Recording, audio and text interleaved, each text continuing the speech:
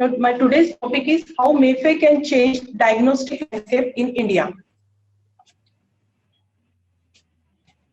So we all very well know that lab diagnosis plays important role in clinical practice. Diagnosis is the most significant first step taken by a physician towards disease management. To modern diagnosis, 60% of clinical decisions are taken based on treatment starts after analyzing the reports. Laboratory tests are often part of a routine or general checkup, internal physiological checks inside the human body. Obviously, add up to significant expenditure if many of these tests are inappropriate, superfluous, or misinterpreted. The term diagnostic test does not refer only to costly ticket imaging or monitoring procedures such as MRI, computerized axial tomography, electrophysiological monitoring, or cardiac catheterization. It refers in addition to the countless laboratory tests ordered every day on patients. Tests such as electrolytes, serum chemistries, coagulation profile, or complete blood count. So the diagnostic roadblocks for delayed treatment, you can very well see in this slide that the long cycle of test reports prescribed by physician result delay in treatments. The patient goes to doctor orders the test, patient again goes to lab for blood collection, and the turnaround time increases from sample collection to reporting of results. So the 60 to 70% of clinical decisions of admission to discharge of patients solely based on laboratory test. Physicians should have clinical data and parameter of patients' test reports at the earliest to enable proper treatment strategies. The physicians and healthcare professionals should have automated portable errorless diagnostic testing capabilities in their facilities. So there are three phases of laboratory testing: pre-analytical, that is pre-testing phase, then analytical, that is testing phase, and the last one is post-analytical, that is post-testing or the reporting phase. So in the analytical phase, it comprises of test selection, patient identification, then collection of samples, handling of the samples, sorting out, pipetting, and centrifugation. So negligence in any of these steps can lead to erroneous results attributed to pre-analytical phase. The wrong sample of different patients or not the proper identification of the patient, wrong ratio of the blood and the anticoagulant, then not proper mixing of the blood, that may lead to the microclot formation. Keeping the sample at an extreme hot temperature that spoils the specimen or sample. All the pre-analytical errors refer to all of the inappropriate performances before the specimens are measured by analyzers, such as improper sample collection, transport delays, then illegible handwriting on requisitions, and so on. So all these errors are rooted outside of clinical laboratory. Although laboratory professionals are the main workforce to detect these errors, so I'll tell some interesting examples of pre-analytical errors. A male patient was admitted into hospital due to head trauma. His coagulation test showed the following test results as prothrombin time more than 120 seconds, EPTT more than 180 seconds, and thrombin time more than 120 seconds. But his fibrinogen, D-dimer, and fibrin degradation products are normal. So it is unusual for a patient to have a normal level of fibrinogen, D-dimer, and FDP with enormously prolonged PT, EPTT, and TT. So in order to interpret this unreasonable data, the medical technologists questioned the patient's nurse about their collection process.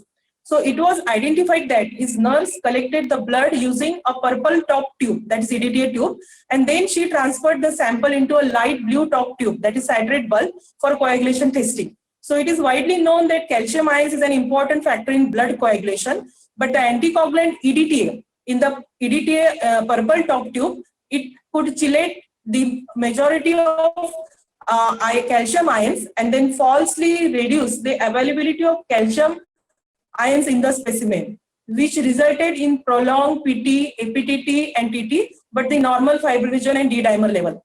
So I would like to mention here one example of pre-analytical error which has happened with me. So one of my very close friend wanted to do a special test and she approached me and gave blood sample. And I prefer to send that sample to reference lab and waited for the report.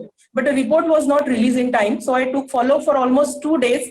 And then I came to know that my phlebotomist, after collecting the blood in barcoded gel tube, she had overwritten on that number mentioned over the barcoded gel tube. So because of that, unfortunately, the machine could not interpret the number barcode on the gel tube, and the sample was not imported, and the result was there was no report. So there was delayed in reporting, then lot of chaos happened, and then my friend had to suffer because of that. So these are pre-analytical errors significantly increase the workload of the clinical lab. However, most of these errors are beyond the control of laboratory administration. So more critically, the credibility of clinical laboratory is at stake due to the burden of inconsistencies or incorrect reporting that occur from these errors. So therefore, medical laboratory professionals have taken the responsibility to advocate for the development of quality control procedures at the pre-analytical phase. So these all errors add up to 62% in total. So we'll next see the analytical errors. These are comprised about 15% in total. And the two major causes of analytical errors are instrument malfunction and operator error. The analytical errors include equipment malfunction, then procedures, that is standard operating procedures and assay instructions. They are not followed. Then undetected failure of quality control, then sample mix-up and test interface. So the test systems are not calibrated. Results reported when control results are out of range. Then improper measurements of samples, specimens, and reagents. Then reagents are not prepared correctly. Reagents are stored inappropriately, or then again used after expiry date is over. Still the reagents are used. Then instrument maintenance is not done.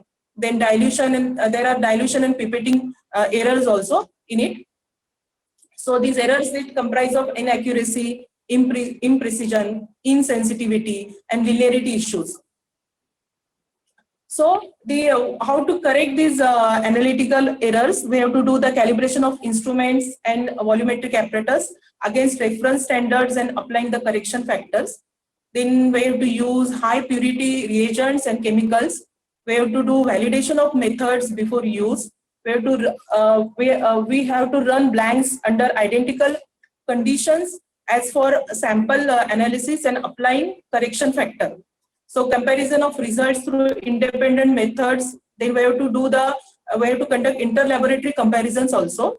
And then we have to use corrective methods such as standard addition or internal standards also. So then again, we have to increase analyte concentration prior to an analysis or derivation with specific reagents. So we have to take all these measures to correct the analytical errors. Then we'll proceed towards post-analytical phase. Again, the post-analytical phase, it comprises of errors around 23%. And during the post-analytical phase, the interpreted results are sent to the clinician or healthcare practitioner. The factors that contribute to this phase also include inappropriate use of lab testing and critical reporting. So there would be lack of communication within laboratory. The result of results communication breakdown. Then turnaround time is excessive. And these errors induce transcription errors in reporting. Then reports are sent to wrong location. The reports are illegible. Even the reports are not sent to that person. So the summary of all the errors you can see in this slide. The pre-analytical errors are around 68%. Analytical errors are around 13%, and post-analytical errors are around 47%. And what is the result of all these errors? The impact is that there is inadequate or improper patient care. A lot of inconvenience happen to patients. There is chance of misdiagnosis. Then medical negligence happened on the side of patient. There is a lot of harassment has been done to patient, and even in some cases, because of mistakes on both sides, on the clinician and the lab side, the death can also happen. So the conclusion of all the discussion is that there is need of such a device, and we need such device and process which provide us the accurate and quick laboratory test reports to patient within minute. we require a few drops of blood to perform test, and we can generate the report or result in within few minutes. There should not be any waiting period. Then the report should be error free. Then there should be simple and automatic to operate with less maintenance, and it should perform several tests under one roof. So I just want to add some more things in it, that these portable medical diagnostic devices, the game changer in medical, this Indian healthcare. And then in the present world, the maintaining good health is indeed a challenge. In all these years, the whole perspective of affordable healthcare has changed a lot, and technology is definitely playing a second fiddle to keep individuals fitter than even before. The advent of technology has inspired the uses of portable medical diagnostic devices. So not only these devices help in monitoring health at home, but also save tremendous costs, diseases from progressing where they need complicated treatments or hospitalization, and save cost. Doctors can remotely access test results and suggest appropriate treatment with increased doctor efficiency. There is no need for sample storage, transportation, and even a fresh person can be used for testing. So we can save the cost, whereas in the labs where we need the trained technologists need to be employed.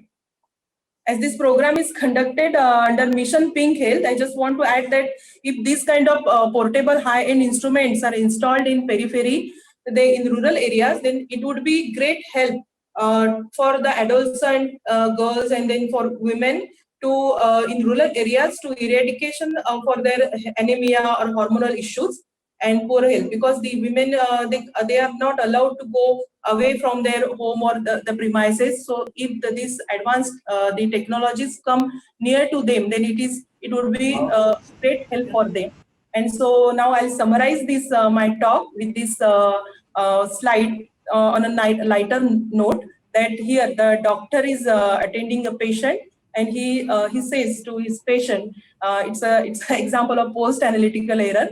The doctor says to his patient that it looks like you are suffering from TMB, that is too many birthdays. So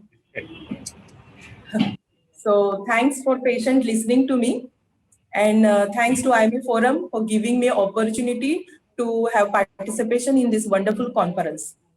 Over to Dr. Sanchiti.